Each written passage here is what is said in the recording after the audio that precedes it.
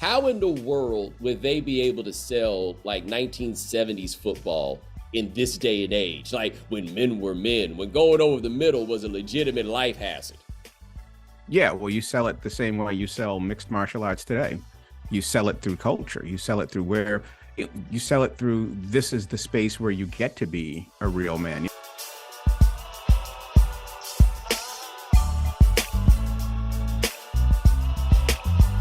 Ladies and gentlemen, welcome to The Right Time. My name is Bomani Jones. Thanks for listening wherever you get your podcast. Thanks for watching us on YouTube. Rate us, review us, give us 5 stars. You only give us 4 stars. I'm inclined to believe you are a hater. It is that time of week where we have a guest join us, coming to us live from ESPN, Meadowlark Media. Howard Bryant, what's going on? What's up, Bo? Good morning. I gotta say, man, I'm doing my very best to be at high energy, but it's early. Dude, we're recording this in the 9 o'clock hour on Wednesday. Bro, I got to work at 7:15 this morning for reasons I will discuss a little bit later. But let me tell you, getting to work at 7:15 is the blues. But I tell you, this is something that you may find to be funny. Like we were setting up a shot for something, right? And people brought some stuff in and brought some books to set up. And I was left with should we put the Wretched of the Earth on the desk?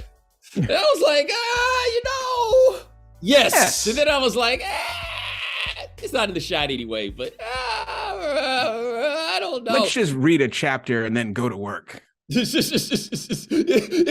cannot imagine, like, if you saw somebody reading The Wretched of the Earth on the subway and then just walking into the whitest office in the world. That's the worst idea I've ever heard in my life.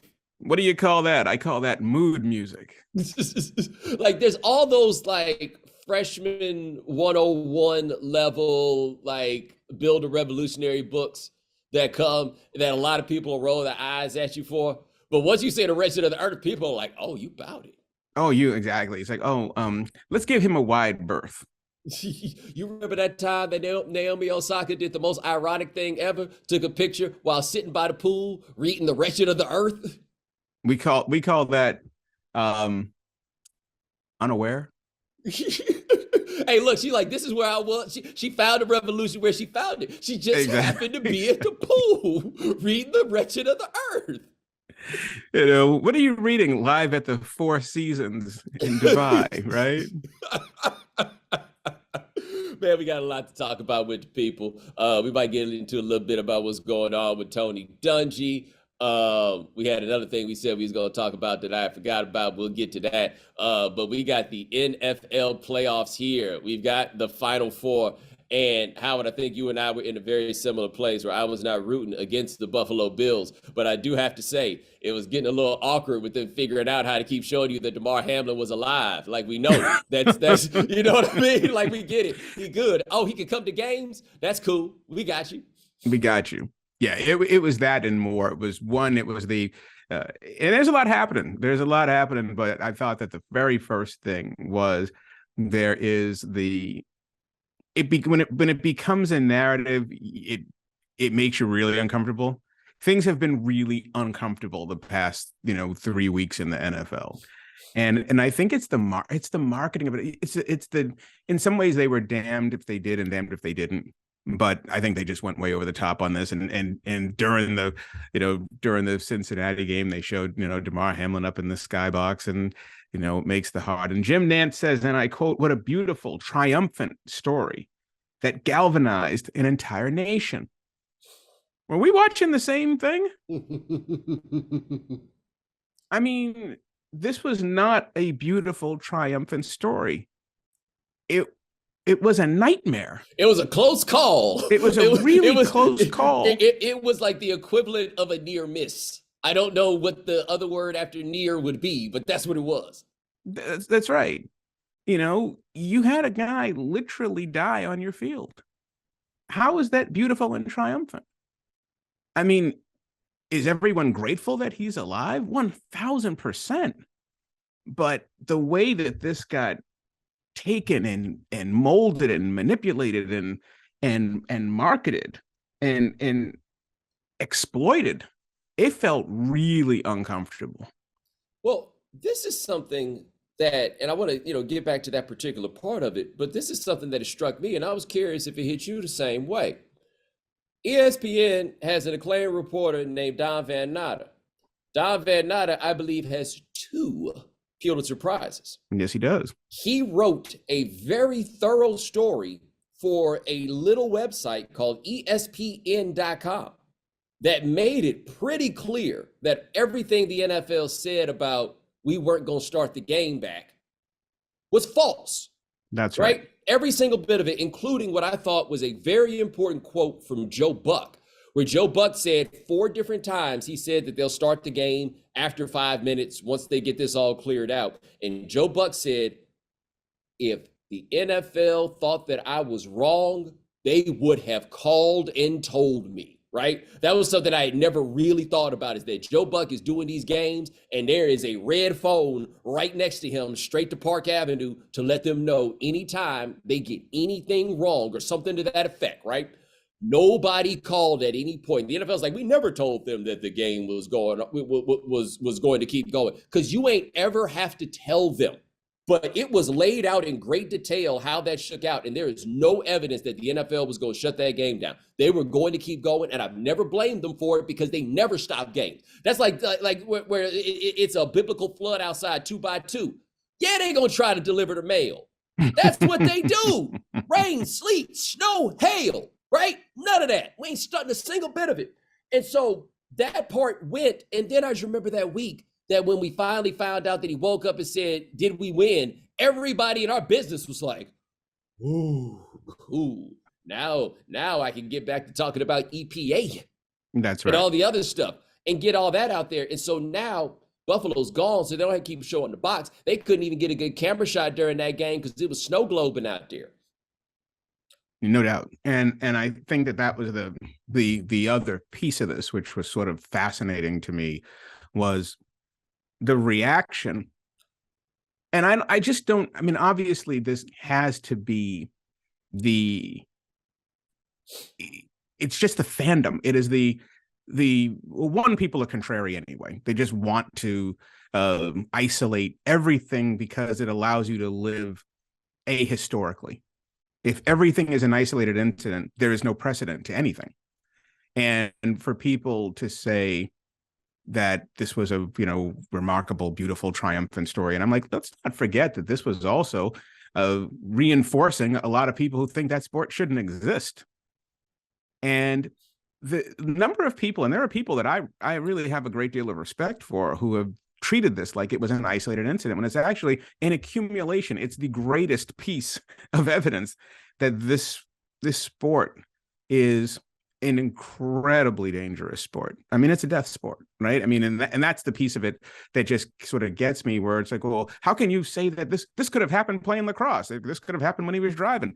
It's not the actual incident that's the point. The point is your point, Bomani, which is you had every intention of continuing because you always continue. You continue because this is the game. Anybody who watches the NFL knows there's an injured 49er on the field, and then they come back and they keep playing because that's what they do. That's how it works. And if you're looking at this injury as, well, so this is going to be the thing that makes you say you're anti-football? No, it's the accumulation of it all. It's the injury to a 24-year-old. It's the suicidal thoughts to a 32-year-old. It's the low life expectancy of a 58-year-old. It's all of the above. And to take that and sort of massage it into this was a positive. This was you're the one who called me Monday. I wasn't even watching the game. I think a guy died on the field.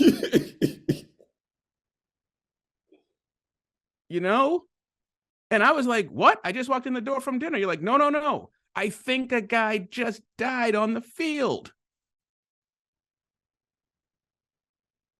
I mean, if that doesn't stop you in your tracks, nothing will stop you in your tracks. Yeah. Like the thing, I think, where people start like referring to it with words like isolated, it was definitely not on the bingo card, right? But the reason is a bingo card only has 24 squares, right? we had filled up the card with the other 24 things, plus the free one in the middle. But we filled up the card. Should just say death. Yeah, right. we had filled up the card with all. Actually, that's the problem with all these other ones. They're straight bingo. Like as soon as you hit them, it's like you hit one pane and it activate the whole thing. We didn't have this one on there. Like this was not a thing. When you talk to all the former players and they think about all the ways they thought they might have died or anything that could have gone wrong, that one wasn't on the list. It just wasn't there. And that to me is just maybe as wild as anything else that happened along with it. It just didn't feel like something that could possibly happen. 4 NFL teams, 2 conference championship games, and only a few more shots to win big on the playoffs with DraftKings Sportsbook, an official sports betting partner of the NFL. Counting down to Super Bowl 57, new customers can bet just $5 and get $200 in free bets instantly. Not a new customer? You can feel the conference championship thrills with stepped-up same-game parlays. Take your shot at an even bigger NFL payout and boost your winnings with each leg you add up to 100%. Download the DraftKings Sportsbook app and use code BOMANI. New customers can bet $5 on the conference championships and get $200 in free bets instantly. Only at DraftKings Sportsbook with code BOMANI. Minimum age and eligibility restrictions apply. See show notes for details. All right, but did you see the numbers on the Dallas-San Francisco game? Let me guess. Historically rivalry game, San Francisco and Dallas. I'm gonna think they were pretty high. Yeah, somebody got a raise off that. Somebody did. Like somebody at Fox right now has to be like, man, if we could have got the Cowboys into a Super Bowl against Mahomes. Oh, it was 45.7 million people watch that game. Mm-hmm.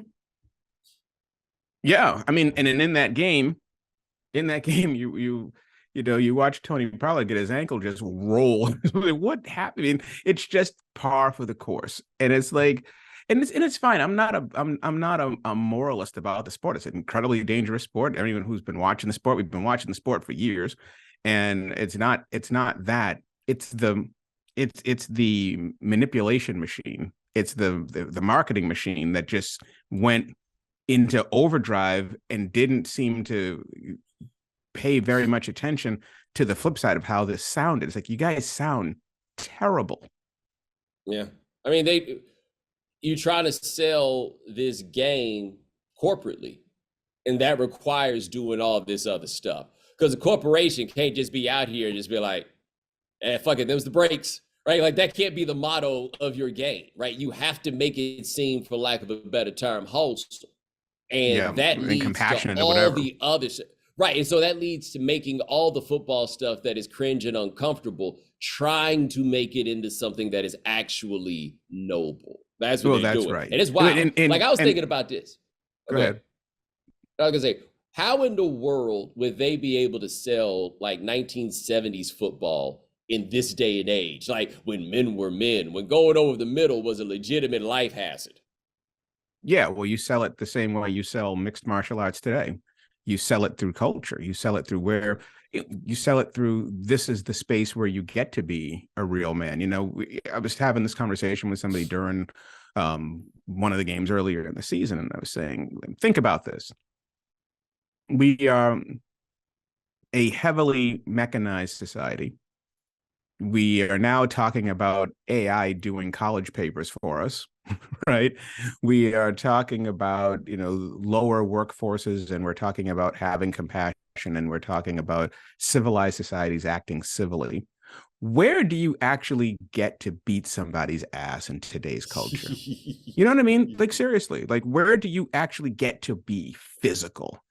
And I think that's the reason why you have this cop fetishizing. That's the reason why you have the military fetishizing. That's the reason why you have the football fetishizing and the rise in, mixed martial arts and some of these blood sports, because it is a response. It's a response to the amount of safety measures that we've put in, and the amount and the way that the culture is trying to be more understanding, less physical, with less machismo, all of those different things. Each thing is going to produce a response. And so this response is more football. Where are the places where you can go and actually be physical? And, it certainly, not being, name another occupation that is a blue collar physical occupation where you actually get a raise. Those jobs are being wiped out in this culture. And and with that, yeah, go ahead. No, that you're landing. I didn't want to interrupt you because that is an interesting point. So we're seeing that these youngsters, they don't really do sports like that, right? And the leagues are clamoring and trying to figure out how to retain that audience because they're not really into sports like that. And we're seeing the television ratings for the NBA and these other sports, the problems that they have with those. Your Pro Bowl is flag football. Yeah, and but we never hear about any of those problems with the NFL at this point, right? Like those numbers still go up. I don't know. Maybe they're struggling with young people too. I haven't seen the evidence of this. But when you think about that in terms of the machismo stuff, it would make sense. Like, did you see the doc that HBO did? I think Bill Simmons, executive producer of it, about Woodstock 99? Yeah. And what I thought was a very interesting point that they were making about just what a toxic situation that turned out to be. And the issue, of course, was dudes, right? Was dudes. The bro culture going wild. Right. And it was bro culture going wild, but something I thought that they were too kind about, right? Like they separated DMX from it. They somehow added Rage Against the Machine to it, but they separated DMX from it. It was, and I think the difference was with DMX and even to a degree Rage Against the Machine, there's an explanation behind the anger, but they really focused it on Limp Bizkit, which was just aimless anger, right? Just mad for no reason, tear shit up just because you mad. What you got to be mad at, no one ever actually explains that. And they talk about how all the behaviors and all the sexual assaults and everything was really just men run amok. And it was an interesting through line to where we are now and where the internet has gotten us with like all this incel stuff and everything else, but there's always this clinging to masculinity. And so have you seen the stories about this gymnast at LSU, the TikTok star? I have not, but I was going to add to this, to the social media thing. It's also a reason why, when you hop on socials, what do you get? You get cat videos, you get people dancing, and you get people filming other people trying to beat the hell out of each other in public. Right. Some dude fighting at a gas station or in aisle 4 of the CVS. Yeah. But let me tell you about this TikTok star. Her name is Olivia something. I can't remember what her last name is. She goes by Livy. She has like 6-point-something million followers on TikTok. And when they do stories about her, they show this picture of her and she's taking a selfie and she's making the duck face and the people are behind her. It's this wild dystopian shit, right? But it's become a problem at her gymnastics competitions because her fans are showing up.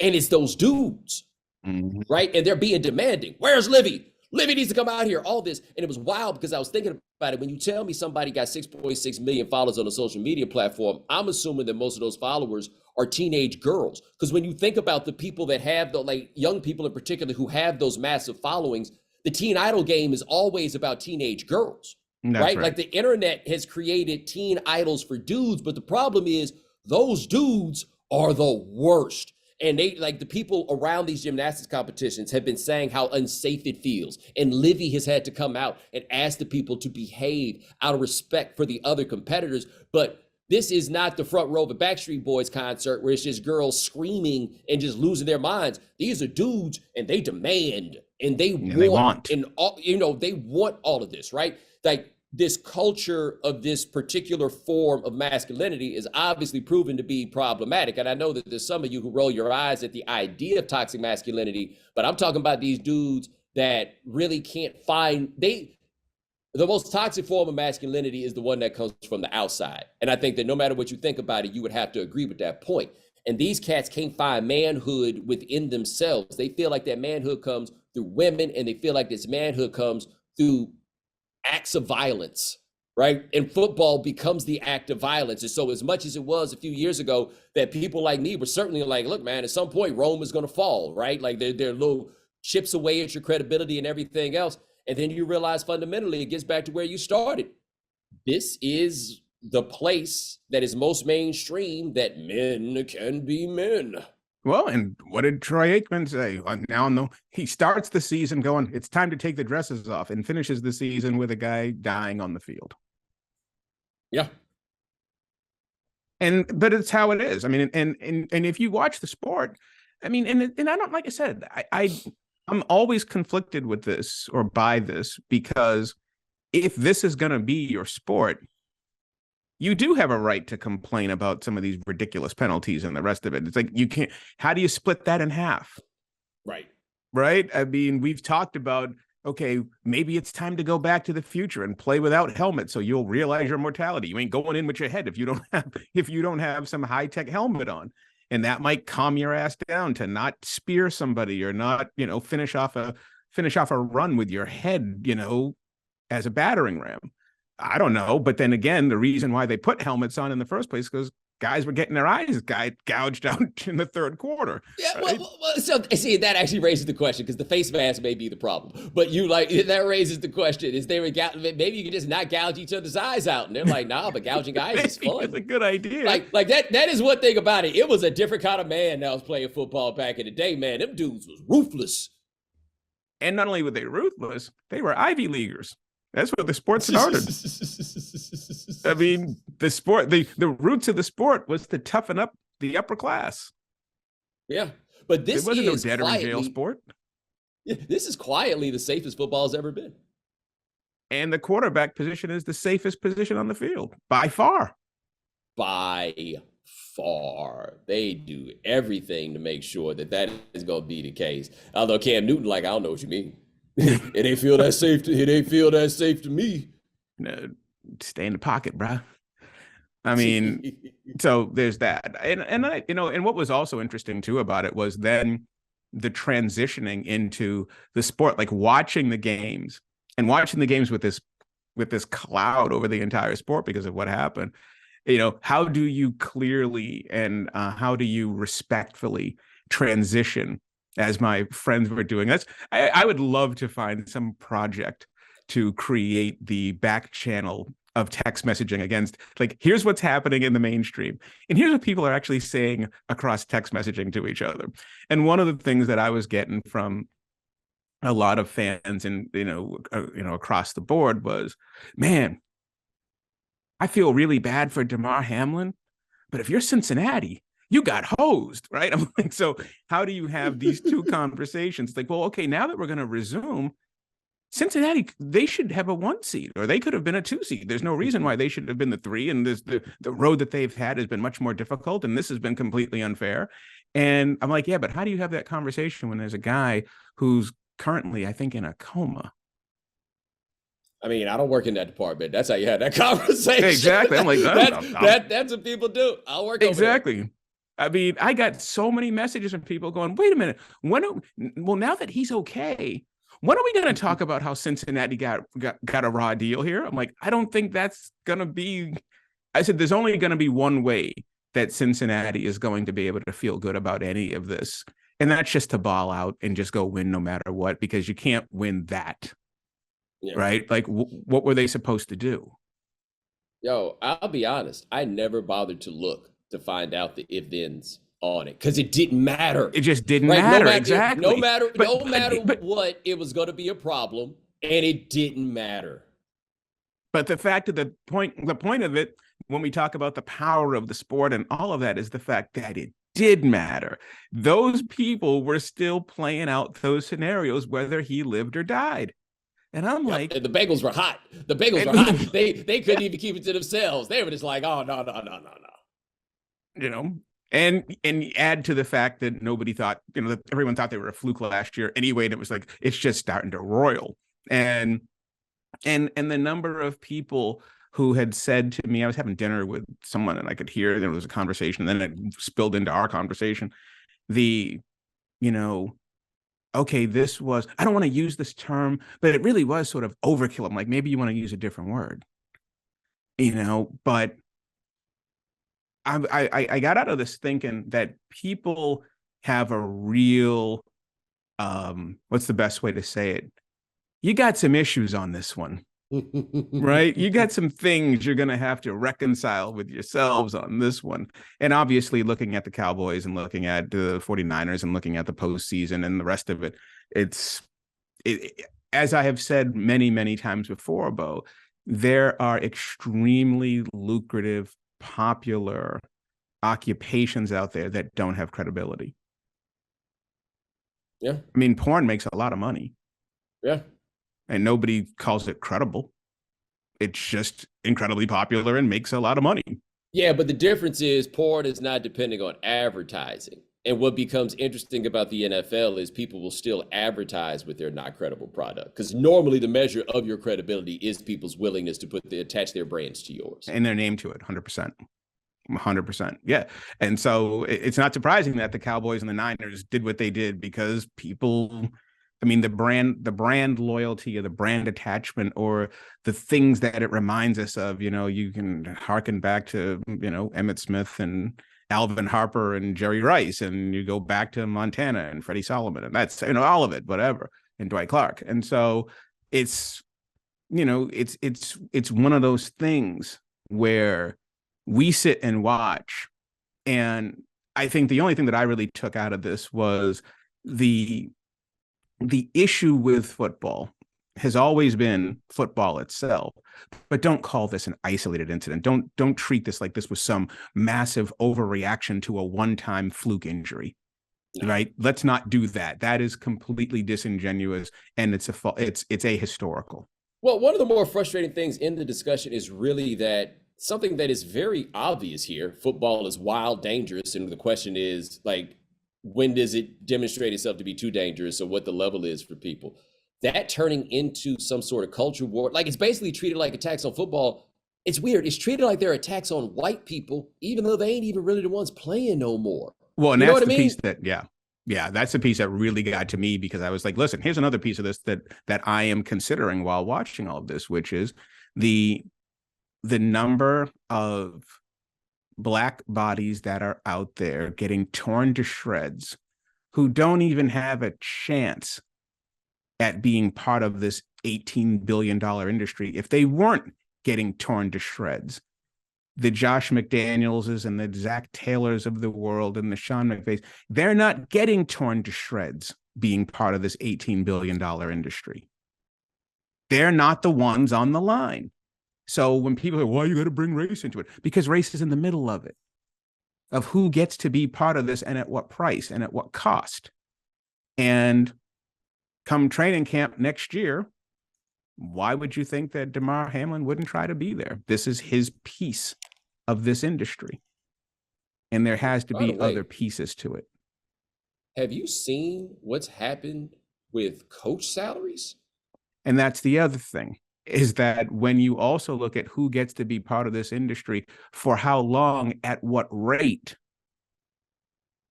coaching, is the most, may very well be the most lucrative piece of the whole game that you don't get to be part of. Unless you're a quarterback. Sean Payton out here asking for $20 million a year plus. And you know why? Because that's what Belichick makes.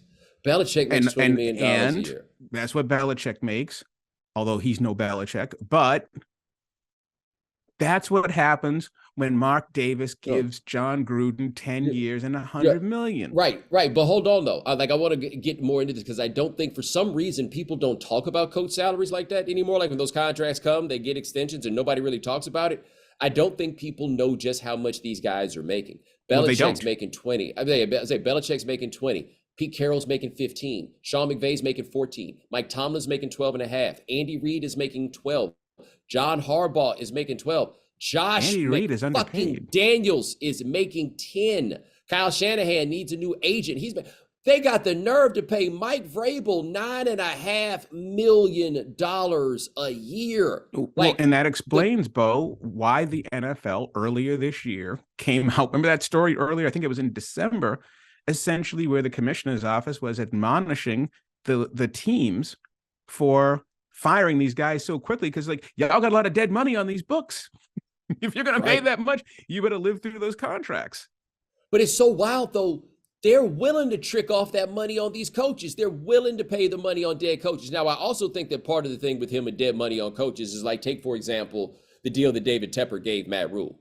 I think that Tepper understood at every turn, once Matt Rule left, whenever that was, he was going to go to a college that would pay him enough money to offset what that salary was going to be. And maybe that's what they're betting on with a lot of these cats with these deals, is that they're going to leave somewhere, they're going to go get another job, and then it'll be offset. Somebody else is going to offset it. Yeah, so it won't be that big a deal. But no, I think when nobody was really looking, Ron Rivera makes $8.5 million a year. coaching that team. Like when nobody was looking, the market for that exploded. Well, and you cannot decouple that from Nick Saban and the college coaching and the Dabo Swinney contracts and all in the Kirby Smart contracts. And so when that happens, of course, rising tide raises all boats, right? I mean, and that is the interesting piece of the sports economy that people don't really want to talk about. I'd say it on our side of the business. You know, you can't have $1 million journalists without $10 million coaches, and you can't have $10 million coaches without $100 million ball players. Yep. Now, I want to stay on coaches, but switch gears a little bit. Have you heard that people want Tony Dungy to get fired for saying what Tony Dungy been saying for 25, 30 years? It's one of the things we were saying before you got on this morning was, isn't it fascinating how people think that if you don't raise your voice, you can't be a bad person? And I'm not saying Tony Dungy's a bad person. I'm saying Tony Dungy's been saying bad things for a long time on this subject. And Tony Dungy has been consistent on this subject for a very long time. And that just, that the idea that Tony Dungy is harmless because Tony Dungy is not, a yeller and a screamer is, once again, it's the crazy optics that we place on people. Yeah, I believe it because he's, and I don't even want to, I hate using those different sort of culture war terms, but at some point, it is very interesting to me that there's a certain level of conservative positioning that just allows to be, that's allowed to exist. And you're under complete scrutiny if you say or do anything that people may be considered, I don't even want to say revolutionary, because it's not revolutionary. I mean, whatever you want to say is, take the Kaepernick situation to the extreme. Like, these things get the scrutiny that Tony Dungy doesn't get. And I get it because, the NFL is a mainstream product. And I think I think the argument is going to be, well, what Tony Dungy is saying, if you look at polls and statistics and everything else, the people who sign the checks aren't really that offended by it. They're concerned, responding to backlash. How big is the backlash going to be? Yeah, and see, I have a theory about this, right? If Tony Dungy says something that's going to talk him out of his job, it's going to be about gay people. That's right. Like that's the place. It's not going to be about abortion. And this is my theory on this. And you let me know what you think. It doesn't really matter which side of the abortion game you're on or the abortion issue that you're on. There's going to be backlash no matter what you say. That's right. No matter where you are. So I'll give an example. Jim Harbaugh did that speech. He's super duper Catholic. And he did the speech where he said how opposed he was to abortion. He didn't say abortion should be outlawed. He didn't say abortion should be criminalized. He said he didn't think that people should have abortions, which not something I agree with, but I don't find to be an inherently problematic stance, right? I think there's some logical flaws to it and everything else, right? But it's not flawed in that regard. You can get away with saying something that is, for lack of a better term in this discussion, pro-life or whatever it is. Tony Dungy takes it to I guess we would call a relative extreme, like going to the Right to Life rally, which he does every year, by the way. This is his bag. That's Freaknik for him, I guess. He goes every single year and he does this, and he could be on what many of us would consider to be the fringe of this issue. But so many people are on the fringe of this issue that if you then punish Tony Dungy for something he says at the Right to Life rally, you're going to get a bigger backlash than you get for the fact that he said anything. And then it turns into just a whole bunch of noise. On that issue, that's the one where the controversial issue where you could probably get away with saying whatever it is that you want short of eugenics, because nobody wants to get anywhere near it. No, it's 100%. I mean, for example, it's exactly right. And I think that even the idea of calling it a fringe, it's not a fringe. The numbers are so enormous that these are just simply conflicting positions. It's not a fringe. I mean, it's not. I mean, there's no basis for that, but it's extreme. And I think what it is too is that people.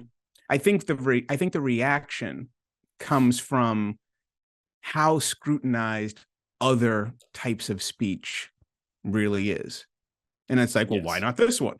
Well, because the people who signed the checks actually agree with this. And there's a lot of people who agree with this. And so, and that does really, it really does just come down to leverage. You and I have been talking about this for a decade. If you had, 80% of the players were white, but 99% of the people who signed the checks were black, we wouldn't be having a Colin Kaepernick issue. It's just labor. I don't know. It would just all depend on who them 99% of black people is. Well, true, and also who's watching the game. Who are we selling this product to? I mean, that's really what it's all about. Who are we selling this product to? And if we're selling the product to people who aren't going to like what happens, we're going to have a problem. If we're selling the product to people who are kind of cool with it, then we'll be able to escape, and they can always escape. Yeah, and I'm going to tell you this. I can't speak for you. We got all this to say about the NFL. I don't be lying, though. I'll be there on Sunday. I mean, not physically there, but I'll be. Well, that was the other thing, right? I'm sitting here going, here. how much of this? I mean, and for me, it's homework because it's the job. I mean, I don't really watch football for a lot of enjoyment, but it's a great sport. It's an exciting sport. It's and you grow up with it here, and you've been with it, and so that's why it's a conflict. And also, like, I remember. My mother used to watch football, right? And she used to say, I just like watching them brothers run, right? I just like watching, she used to watch kickoff returns. In tight pants. In them tight pants, exactly, right? And, I'm sitting, we didn't even, and that's been the interesting thing. It's like, okay, you've got this thing hanging over your sport. But at the same time, can we have a conversation about clock management? Right? I mean, can you do these two things at the same time when you're watching the Dolphins, the Black Power Dolphins, by the way, because I'm, considered Black coach, Black Power Dolphins, and who clearly did not know how to run the clock, or the Dallas Cowboys, who once again, I'm looking at this going, this is 2 years in a row. Does Mike McCarthy not know how to run a 2-minute drill?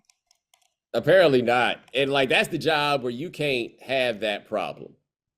It's the baseball equivalent of if you can't handle a bullpen, you can't have your job.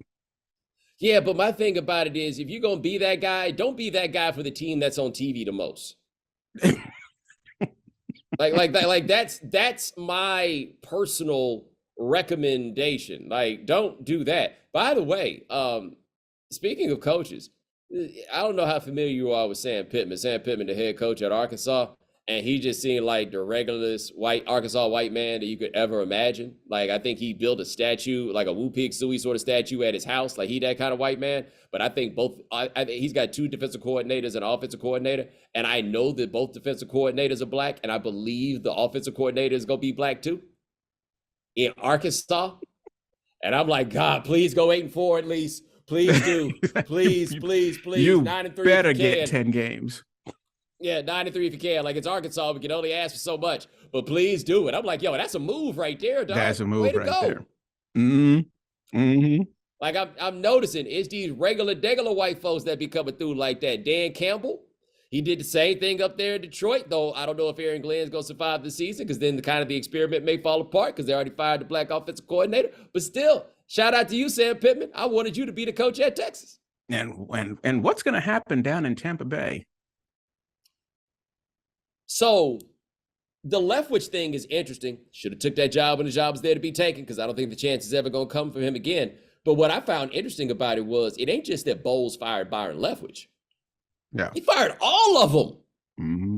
Like, he cleaned, and their offense had problems, but they cleared out the entire staff. Like, it's hard for me to isolate the Leftwich thing just because of that. They cleared everybody out, and now Tampa Bay is in a situation that would terrify me, which is Todd Bowles hiring an entire offensive coaching staff. That's whether or not Tom Brady comes back or not. But when I said the Tampa situation, I was actually talking about the coach. Yeah, I don't think he got it, man. Not everybody does. Not everyone does. And especially in that sport, like when you and I have had these conversations before about what sports require the most coaching. and like the difference between guy A and guy B, right? And in that sport, if you can't get people to do, if you don't have a vision, you can see I think you can see the difference, the coaching difference in football more obviously than any other sport. It's in little things. It's all in little things. Yep. Like now that I run a TV show, I understand it in a different way. Little things is everything. And that's the thing. When you look at a team and you like whether or not this team is or isn't well coached, turnovers, penalties. It's that stuff. It's little things. Well, that's the whole damn sport anyway, right? I mean, if you wanted to break down football in 3 words: injuries, penalties, turnovers. Yep. And that's the whole game right there. And you can tell, and the Dallas Cowboys have always been one of the most penalized teams. And they actually had a really good defense this year. Mm-hmm. They were actually a very good football team this year and still ended up in the same spot. Yeah. Like I was listening to Marcus Spears talk about it. I think they got a Kellen Moore problem that doesn't get discussed enough. Like he was boy wonder. And Kellen Moore's he's about to cash in on your coaching thing. Yeah. Hey, and that might be the best thing that could happen for the Cowboys, to be honest. Like Dak, like I said before this week, I think Dak is a good to very good quarterback, but he ain't a jump on my back boys quarterback. He's not that guy. It's never going to be that. But I say this, I guess I'll probably talk more about this with Fosworth tomorrow, but we might get 2 black quarterbacks in the Super Bowl. You might. Happen.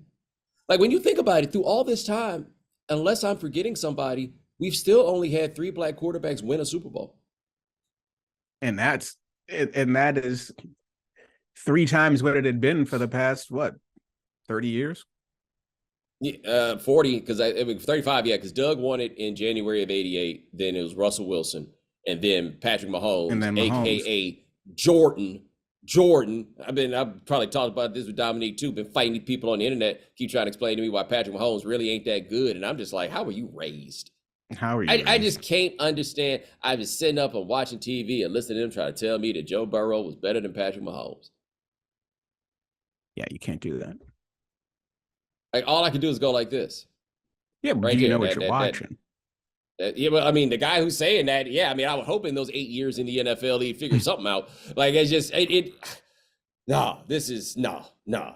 I had something else I was going to ask. Oh, did you happen to watch Game Theory on Friday or somewhere around there? Why you put me on the spot? You know it's coming. I've not gotten there yet. It's all good. No, because if you had, I was going to ask you about a particular part of it, but you hadn't. But it's cool. But Howard Bryant is going to watch Game Theory, and therefore you should watch Game Theory Fridays at 11 p.m. Eastern Time on HBO, immediately following Real Time with Bill Maher. Also for the people, if you did not know this, on Tuesday going into Wednesday, I was on Late Night with Seth Meyers on the NBC network. I went down to 30 Rock and everything. So just telling people. And how was check that out. It was really good. What I did not realize until I got there was that my sister had done the show 5 years ago. I thought that this would be a big family milestone. Incorrect. They're like, you second. Just covered his second. It happens. But no, that was cool. Like all of this, man, we really, I feel like we leveled up on what the show was from last season. I feel like we got a good start on that. And this week, I feel like I can tell y'all this because they put out a press release about this, but y'all gonna have to take that "what about Brett Favre" to somebody else after this week, because we gonna talk about now that I'm looking forward to as well. It's a hoot. It's quite a hoot. It's gonna. I will say. Is it gonna make Mike Krzyzewski say, "I'm off the hook"? No. Well, kinda. I was giving Krzyzewski props. He ain't realize it. I was giving him and his merry band of Caucasians some props. They just ain't want to take credit for it. They didn't want to take them props. That's all. Exactly. No, they ain't want no part of that, baby. They want no credit. I don't understand what the issue was with them. But how's the book work coming? Other than going to bed at 6 o'clock at night, 6 o'clock in the morning, because I write overnight. Yeah, it's good. It's good. It's some serious material. Let's put it that way. It's live like a college student. And the more things change, the more things stay the same. But my goodness, it has been very interesting reading how quickly, how deeply Black people in this country want to be American and want and want. And it's like Lucy in the football, right? We will do everything we can to prove that we can be trusted, that we're loyal, that we belong. And then we go to kick the football and end up like Charlie Brown. Sugar Ray Robinson selling out Paul Robeson was something. Yeah, that's unfortunate. I want to ask one last thing before we get out of here, because, I guess I get more of this Dominique too, but I still want to get your thought. This Ed Reed thing. I feel like nobody looks good. Everybody looks ridiculous. Everybody looks terrible. Scheme. Ed Reed,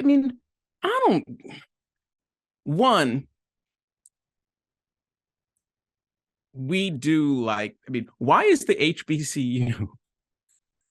Why is it the punching bag, the administrative punching bag for these coaches? That piece, it was just, the whole thing looked incredibly unprofessional to me. If you're Ed Reed and you're going to be a coach, Ed Reed was, that video looked like he was trying to get everybody motivated for the AFC title game. I was like, it's a different skill set, man. It's a totally different skill set. Like anybody that was like, we want Ed Reed to get his job back. No, he made it very clear he did not need to be the coach of nobody's head coach. There's certain ways you got to do it, and he can't. Can't. He still thinks it's 3rd and 9.